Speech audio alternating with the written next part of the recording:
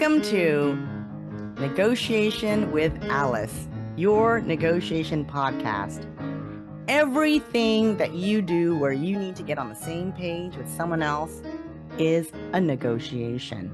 So whether you have to negotiate a contract with someone, or you simply need your boss to sign off on that program that you'd like to implement, or you want to figure out how to rebalance the chore structure in your home, or talk about what vacation you want to go on. All of these things are negotiations. So in my podcast, we go over both personal and professional conversations, which all are considered negotiation, and I will give you tips on how to come out ahead. Welcome to the show. Welcome, listeners, to another episode of Negotiation with Alice. Today, I've got my friend, Robert Nuddleman, here with us. And I believe, Robert, this is your second time on my show, right? It is. Well, I'm glad to have you back. I'd love for you to update my listeners on what new things you're doing and who you like to work with and all that good stuff. Yeah, thank you, Alice. And it's always a pleasure to talk with you. And I'm excited about being on the podcast again. Rob Nuddleman, I'm an employment attorney, mediator, and public speaker. Nuddleman Law Firm, been doing employment law for about 30 years, really focusing on helping employers and employees resolve disputes. Started my own podcast recently, Relate Humanly, talking about workplace issues and conflict resolution. So that's up and coming and in creation as we speak. So I'm really excited about reaching out to other people about ways to hopefully have a more harmonious workplace. So, we can just get the work done. That's exciting. Good luck with the podcast. I'm sure everyone will find it very helpful, especially in the workplace, because I know that's what you do. And I love that we do very similar things. So I'm sure we'll have a very exciting conversation today. Well, I'm always impressed by one. I love your podcast. And as you know, I took one of your negotiation classes and loved your presentation and your style. So I always value your opinion and your different takes on things. I learned so much from you. So thank you again for having me here. Awesome. So I think you've got like a nice juicy story to tell us today, right? Yeah. So as an employment attorney who represents both employers and employees, I see a lot of conflict in the workplace. So whether I'm getting a call from an employer or the employee about some type of it might be a personality dispute. It might be, hey, am I being discriminated against, or is there a harassment issue going on? And a lot of times there isn't a legal claim, right? There's definitely conflict. And I think I do a good job of coming up with solutions and ways to make the workplace more manageable and help the individuals make decisions. But I'm always doing it kind of one-on-one. Although I do mediations, I'm rarely brought in to do let's do a quick workplace resolution for an existing employee. So I had a call the other day from a lovely client who's in distress. This was an employee working for a small organization, less than 5 employees. And there was the executive director in charge who came on board about 2 years ago. And this employee had been working for the organization for more than 15 years and was very adept at what they did and how they did things. And this new executive director came on board with a different style. And it was one of those oil and water situations where they were butting heads. The executive director's style was very demanding, very would raise her voice and articulate and gesticulate with her arms, making the employee feel very uncomfortable, and was used words like she was feeling bullied and she was feeling harassed, and the executive director was blaming her for things that were not within the employee's strict job duties. And it was just really difficult for them to get along. And it took quite a while for the employee to express all the different problems that they were having.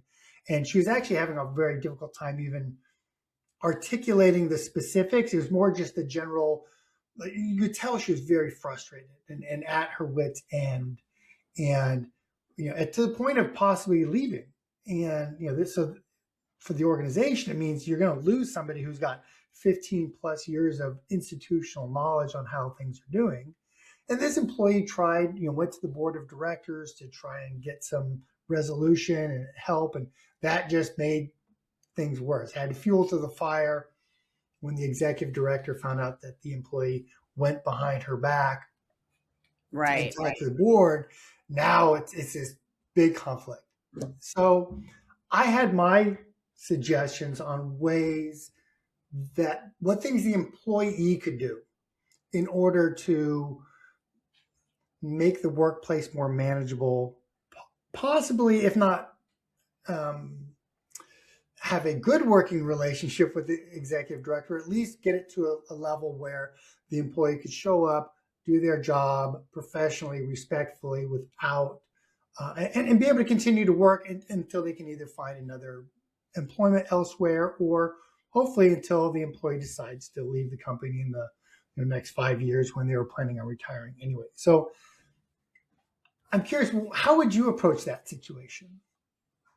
So this is a very complex answer because I feel like there's a couple of different things that happen with workplace conflict that's slightly different from, say, a personal conflict. Because when people are having personal conflict, they still maybe have chosen to be friends, or they've chosen to date this person, or they've chosen to marry this person. So even if the communication is broken, it is fixable if they are interested in it. The issue with workplace is that people have not necessarily chosen to work together. And so what I have seen in workplace conflict, especially when I'm doing communication training or coaching, conflict resolution coaching, is that where there are gaps are two places. One, perception. Yeah. Because it's very difficult to convince someone to change their perception of someone if they already have it ingrained in their brain. Like, I work with Robert and I'm fairly certain he's sabotaging me. Right. Yeah. And so even if we coach on the conflict resolution piece of it, even if we coach on the communication piece of it, if I hold on to my perception that you want me out of here, therefore you're going to sabotage every single project that I do, I'm going to be seeing everything through that lens. So that's number one. Right? Through their own specific lens, it's going to be difficult to change oftentimes. Yes. And not only is it difficult to change, I, as a person who have the perception, I may not be interested in changing my perception. Good point. Yeah. Even if a coach comes in and tells me, hey, Alice, maybe you're seeing things like a little bit skewed or biased. I'm like, no, I'm fairly certain I know this guy, Robert. I'm fairly certain he's gunning for me. Like, I may not have any willingness to change my perception to shift the relationship. So that's number one, right?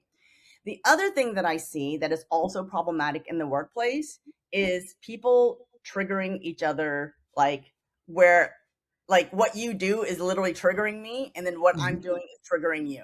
Like it could be our, like, I don't know what you call it, but like wherever up to the point of where I've done my personal growth work, and then right at that point where I'm still having some kind of trauma or past trauma, it's showing up in the work.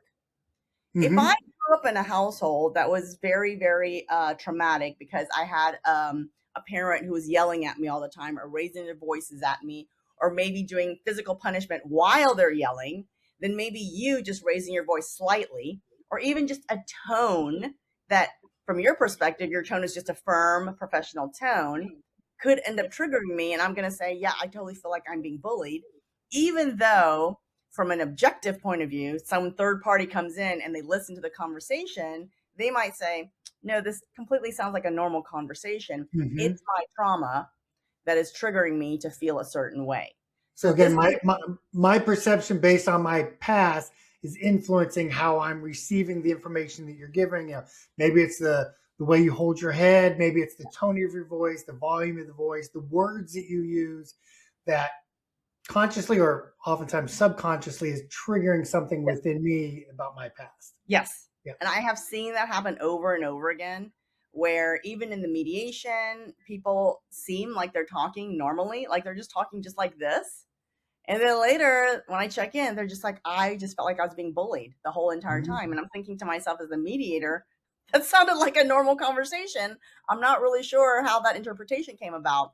And so those are the things that it's very difficult to solve for just using the standard traditional communication skills or conflict resolution skills, because perception and trauma kind of derail all of that. Mm-hmm. And I know I'm not answering the question currently, but I'm at least pointing out that there are some major pitfalls, because if someone hasn't done the personal growth work, or they're not cognizant of their past traumas showing up at work and Mm-hmm. making them upset and making it difficult to deal with someone who maybe reminds them of someone in their past who has not treated them very well, it is very difficult for people to overcome that, even with communication training. Like, So I I feel mean, like it's deeper than you communication. and you're talking kind of two aspects. One is the aspect of, have we bought into this relationship? Like, this is a relationship that is forced upon us, as Yes, opposed to when I'm choosing to be in the relationship. yes. And the other is, how am I, what am I being triggered by something that's going on? What's my perception? How, and am I willing to, and even if I'm willing to, am I able to shift some of that perception so that the relationship can proceed if I choose to have. I mean, in some degree, they've chosen the relationship in the sense of, everybody's an at-will employee. I could leave at any time. The reality is, well, I can't, because I need the job. I need to pay Yes. my rent. I need to pay my mortgage. So they can feel trapped. Both parties can feel trapped in a relationship that was not of their choosing. And also, in your particular scenario, someone was there longer. So I Mm-hmm. can imagine if I've been there for 15 years and then someone new comes in and I don't get along with them, I'm not going to feel like, oh, I chose to work with you. I'm going to Mm-hmm. feel like you are now coming into my organization, acting in a way that is very upsetting to me. And I should be able to be the one staying here, even though there's a power difference, right? There's a Mm-hmm. power imbalance because you are the boss, I am the employee. However, I have 15 years of experience versus your two. So there's all of these things going on where, as the person with less power, I still feel like I have the longevity here. And why should I be forced to quit my job? And as you mentioned, if people are getting close to retirement, why would they want to quit their job? Like, if they're trying to retire in a couple of years, right? Because Yep. that's another whole thing. So the other thing too that we need to talk about is, let's say that you are the one triggering me. If you view yourself as, I'm professional, I show up, I do my job, and then I tell you, oh, by the way, Robert, the way you talk, the way your mannerisms, the way you gesticulate is very upsetting to me because I feel like you are bullying me.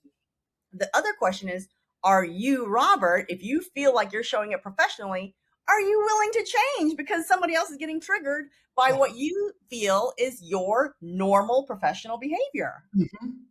Like, my professional behavior may be, I don't want to interact with people. I'm here to do my job.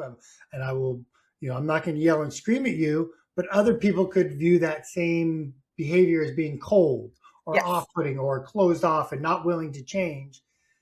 So my perception and your perception are going to alter, how you perceive you and how you perceive me, and how I perceive me and how I perceive you. I think I got all that right.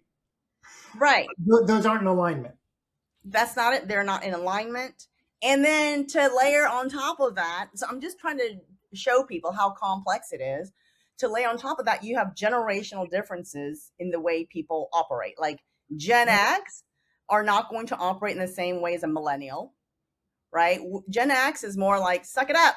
Like, hey, we had to do it. It's fine. Like, just deal with it. Cause that's sort of like our generation. And We that's how drank we from the operate. garden hose. Why can't you? Right. And then, like, younger generations might be more sensitive to trauma, or, hey, you need to like adjust your tone of voice if I ask you to. Right. And so, what everyone experiences and how they handle it, I feel like it is different generationally. And so I think there's also that issue as well. If you have someone coming in who is on the older side, Mm-hmm.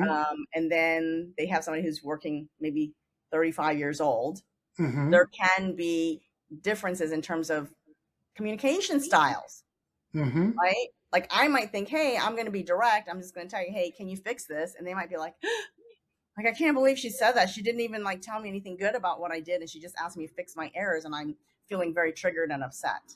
Mm-hmm. Right. So there's a lot of complexity around workplace conflicts for those reasons. Yep. And while mediation can sometimes fix it, it sometimes exacerbates it because people are very frank about what they're feeling. And Mm-hmm. that frankness can also be offensive to the other person. So you can create more damage by being truthful and honest about where you're coming from in some Yeah. circumstances. Oh, Yeah. okay. Not Well, necessarily because I am being offensive to you, but maybe I'm showing my vulnerability and you're disgusted by the fact that I'm so sensitive. which is then going to make you more upset that you're being vulnerable and getting harsh treatment. I'm going to be more frustrated. Yes. Um, That's exactly what I see in a lot of mediations. One of the things that I learned from you and listening to your podcast is certain things like setting certain ground rules. And I've actually used that when I advise employers and employees when there are difficulties with how we're interacting. Is there a way that we can come together with at least some certain ground rules? Like, you know what? I'm not going to raise my voice, and I'd like it if you don't raise your voice. I'm not going to use profanity, and I'd like it if you don't do that. Can we agree on those? And if I say something and you're not in a place to hear it, I would like you to be able to say, look, I can't talk about this right now. Can we talk about this in 5 or 10 minutes? Like giving each other permission to be able to step back as opposed to adding more fuel Yep. on the fire. Is that a technique that you use in your mediations? Yes. I absolutely use all of those. And I think, yes, I not only use it in the mediation, but I try to train people to use that in their workplace communications, and setting those ground rules before any conflict happens is really the key. You Mm-hmm. cannot attempt to set a ground rule once the conflict begins because people are like, whatever, you never said that I can't interrupt you, so I'm not going to listen to you telling me not to interrupt you, right? So Mm-hmm. it's really important to have a conversation, and maybe leaders can talk to their entire teams and say, hey, we'd like to set up company culture. We'd love to set up some ground rules that everyone follows so that we're all Mm-hmm. on the same page. Like please don't interrupt, or please don't give feedback in public where other people can overhear it. Speak to the person privately, right? So, what are the ground rules that make people feel safe? Yeah, and it's hard to remember to discuss those ground rules before there's a problem. I did a presentation a week ago or a little bit ago on communication techniques and in the workplace and with clients. And one of the things we were talking about was normalizing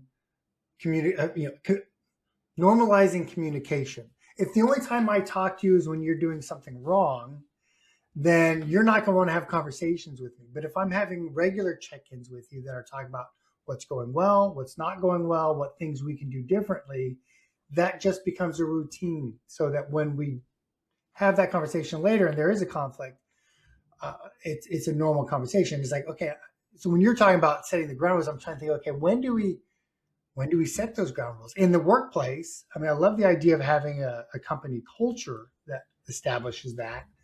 And I certainly, when I come in and do trainings for organizations and or leaders on how to communicate better, how to be more effective leaders, how to be an effective manager or supervisor, we can create that in there. I'm trying to think just in a general, like if there isn't a conflict, Well, how do we bring that up? Yeah.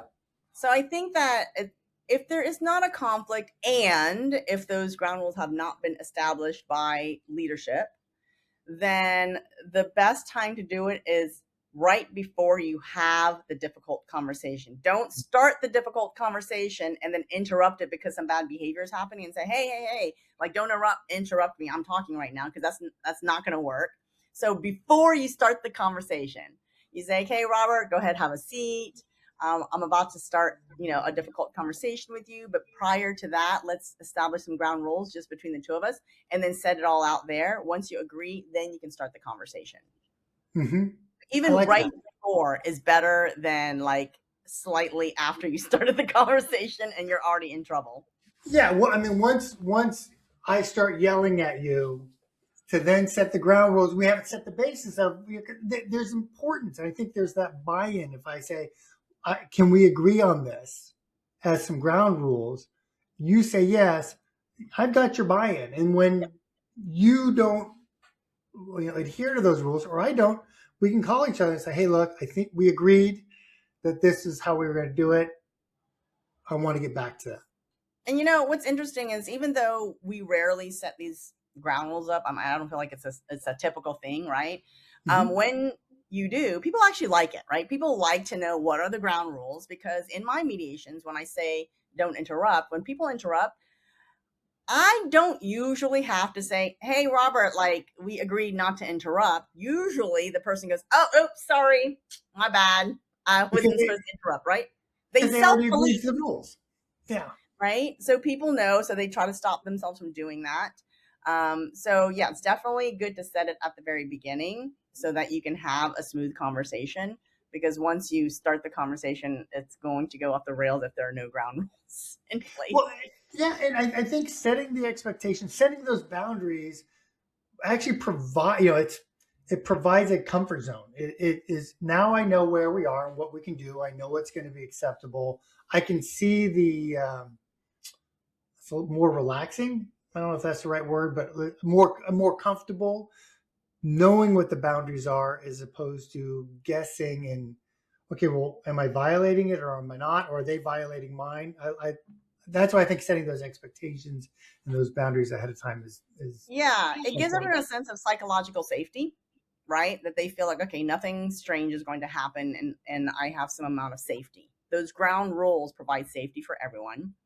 But here's the thing also, that if you are the boss, and I have a book coming out called Influenceable that I'm going to talk about this, where if you're the boss and you have something you want to say, I'm always suggesting that it's good to get the other person's perspective first for several reasons, right? Mm-hmm. One, don't presume that you know the whole story.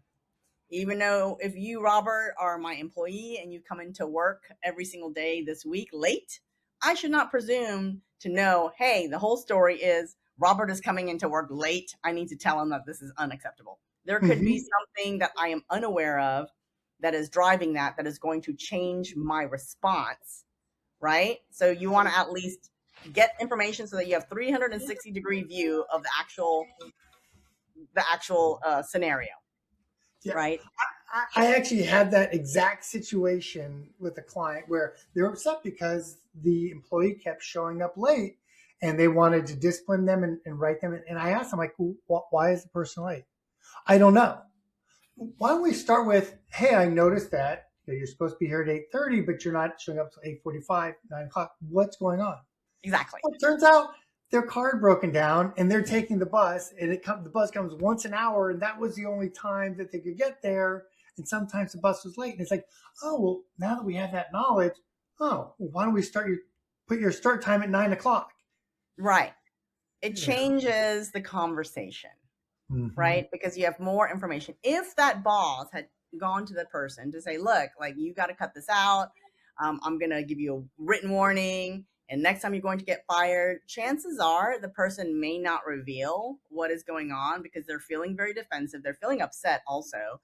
Mm-hmm. And they're feeling in such a way that they don't feel like there's any safe space to say, by the way, my car is broken down, right? They just don't feel like they're safe to be able to express that. So they Yeah. just go, okay, sorry. And then now they're gone home feeling very upset and worried about their job, etc., when it could have been resolved by making sure that you got all the information as to why what is going on is happening. Yeah, I mean, for the employee's perspective, there's the fear: am I going to lose my job? Am I not?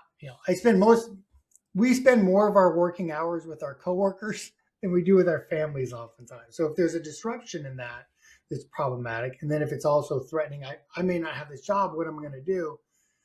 And I see so many different employment disputes that's where it begins, and then from there are allegations of bullying or unfair treatment or harassment or this person's underperforming.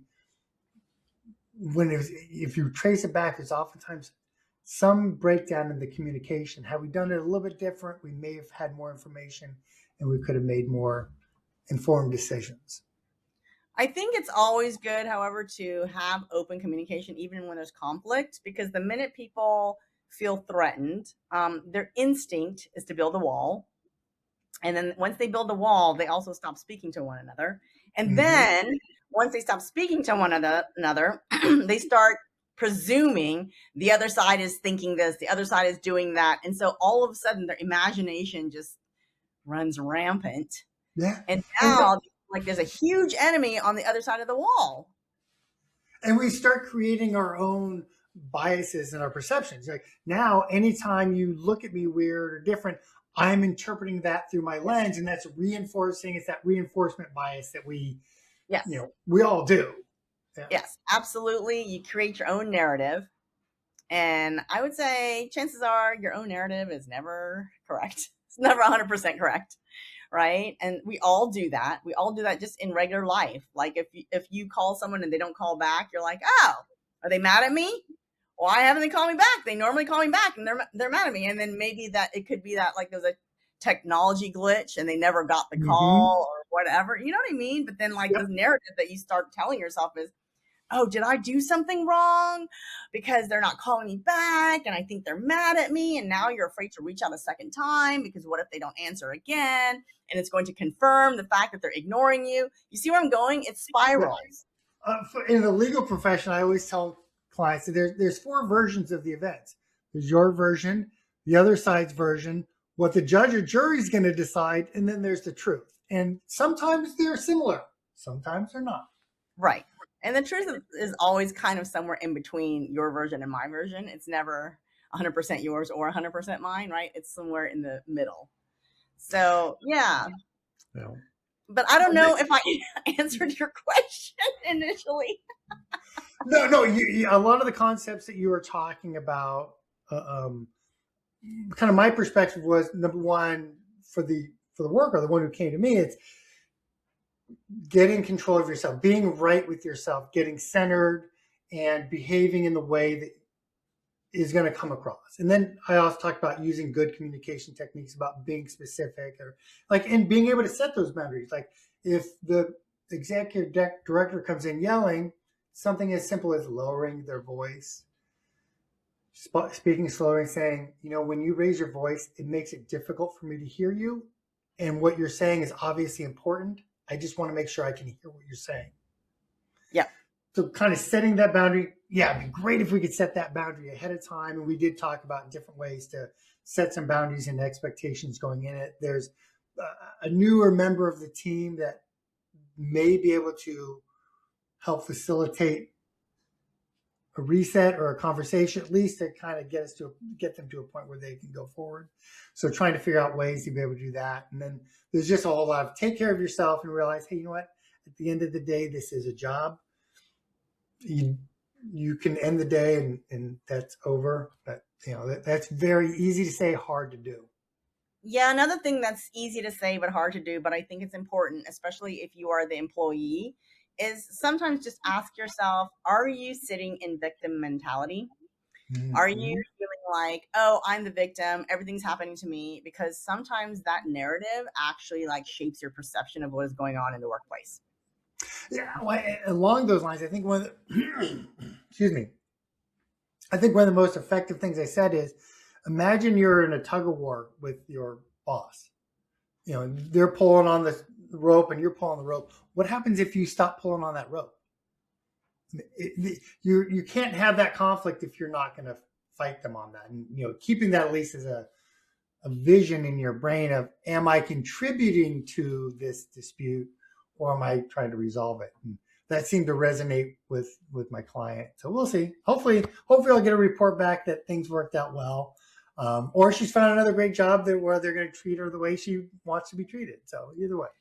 Yeah, I mean, I think that there's different angles, right? There's the angle of the employee, and you can talk to the employee to say, like, "Hey, try these different things to try to fix it on your own," right? And then there's the perspective coming from like the employer. And when I say employer, I don't mean necessarily the direct person that she's having conflict with, but just leadership who is trying to make sure that the workplace is not hostile, that everyone is Mm-hmm. getting along. So I think the tactics and strategies that should be used are different depending on whether you're the employer trying to gain control of a conflict that's happening between two employees. I do think that leaving people to their own devices and leaving, like even putting them on leave for extended period of time, and then they don't have any contact with the other person sometimes can exacerbate the conflict because Mhm. now they're each in their own silo. Yeah, going through their own brain. Yeah, coming up with all kinds of stories or thinking, oh, I wonder if other people are talking about me. I wonder if they're all conspiring about me, right? So you want to make sure that you're aware of these dynamics happening if you're the employer or even HR. And you want to really try to push to mediate sooner rather than later, even if like sometimes they might say, well, let's let them cool down. Let's give them a cool down period. But during that cool down period, they're actually escalating emotionally and mentally. In their By brain, themselves. they're replaying it, they're revisiting Yeah. it, they're creating new stories. Yep. Yeah. So I feel like putting them together to have a conversation sooner rather than later is better, because if you've given them a cooling off period and then they're escalating the entire time by themselves, then by the time you sit down, now it's a much bigger deal because they've spent a lot of time in their own minds making this conflict larger and larger. Yep. Right. So I do think that a really good strategy for employers is to like push to mediation as quick as possible, because open communication is so incredibly critical. Yeah. Oh, I can't wait for your book, Influenceable. Influenceable. Yes. I'm excited to see that when it comes out. So, let me know when it does. I will. I'll be letting you know. So Robert, if people want to get in touch with you or they want to work with you, how can they find you? Yeah, probably the easiest way is just go to my website, Nuddleman.com. That's Nuddleman, www.nuddleman.com. You get all my contact information there. You can set up times, learn a little bit more about what I do. I'm happy to help if I can. Awesome. Thank you so much. And then we'll have Robert's information in the show notes. If you want to learn more about Robert, you can check there. Thank you, Robert, for joining us today. Thanks, Alice. It's great seeing you. Yes, and thank you, listeners, for tuning in to another episode of Negotiation with Alice. Until next time.